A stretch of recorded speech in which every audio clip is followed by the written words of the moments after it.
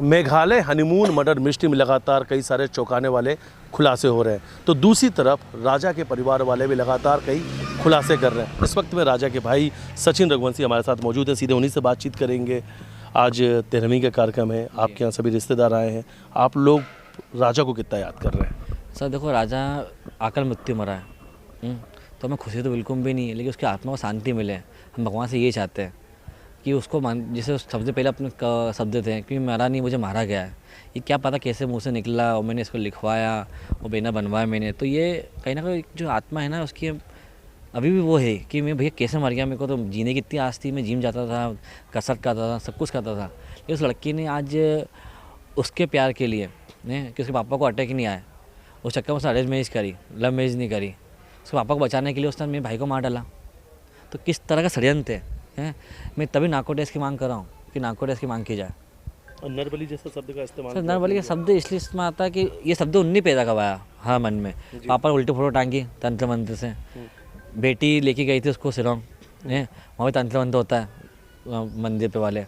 तो ये समझिए, मतलब मैं क्या कोई भी इंसान हो वो सोचना मजबूर हो जाएगा इस बात के लिए कि बात आकाश से रही। तो आपको लगता है इसीलिए आपके भाई की बलि दे दी गई? आप ऐसा मानते हैं इसलिए सोनम ने ये बलि दी है? सर देखो, वो तो उनको पापा को बचाने के लिए उन्होंने मेरे भाई की बलि दे दी। उनके पिताजी की उम्र और आपके भाई की उम्र में कितना अंतर? 60 साल के इंसान को बचाने के 30 साल के व्यक्ति को मार डाला। उस लड़की मायन की तो साथ ही रह गया। वो 14 इंदौर में लेके चली भी गई जिस टाइम पर इंदौर आक्रोश में था। उसमें हिम्मत कितनी है, इसलिए मैं नार्को टेस्ट की मांग कर रहा हूँ। नार्को टेस्ट सोनम का नाम और किसका होना सोनम चाहिए? का सबसे पहले सोनम का और राज कुशवाहा का किया जाए, उसके बाद जो सोनम बोलेगी तो अगले दिन का नाम लेती है उनका भी किया जाए। अच्छा, आज राजा की 13वीं है, लेकिन अब कई सारे तस्वीर भी सोशल मीडिया पे वायरल हो रही, मंगलसूत्र पहनाते हुए, सिंदूर से मांग में भरते हुए, ऐसे कई तस्वीर जब आप लोग आज देख रहे हैं। तो जो फोटो देखी उसमें से एक फ़ोटो भी ज़्यादा गौर किया मैंने कि जब मांग भराते हैं तो लड़की की मन में वो खुशी रहती है, तो मांग भरता उसके मन में खुशी बिल्कुल भी नहीं थी।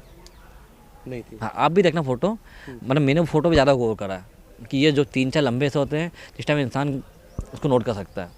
अच्छा, ये कहा जा सकता है ना कि सोनम कितनी सातिर थी, क्योंकि जिस तरीके से वो डांस भी कर रही थी, लगातार उसने कई सारे लहंगे पसंद किए, मेकअप के सामान खरीदे और शादी भी पूरी तरीके से एंजॉय कर रही थी, लेकिन कहीं ना कहीं उसके मन में चल रहा था कि बहज कुछ दिन बाद ही उसे हत्या करनी है।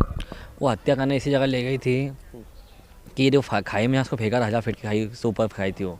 राजा की किस्मत थी 200 फीट पे बेचारा मिल गया, नहीं तो वहाँ से जिस जगह फेंका था वहाँ 2 दिन में कंकाड़ बन जाता कि वो इतने कीड़े मकोड़े, इतने जानवर नीचे, क्योंकि बॉडी तो मिल ही नहीं पाती, उसके जो इसका मिशन था वो सक्सेस हो जाता।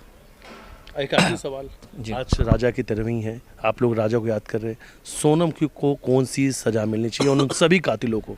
देखो सर, फांसी तो माफ़ हो जाती है, इसको आजीवन कारावास जब तक इसकी मृत्यु नहीं हो, जब तक वो जेल में खा जाए।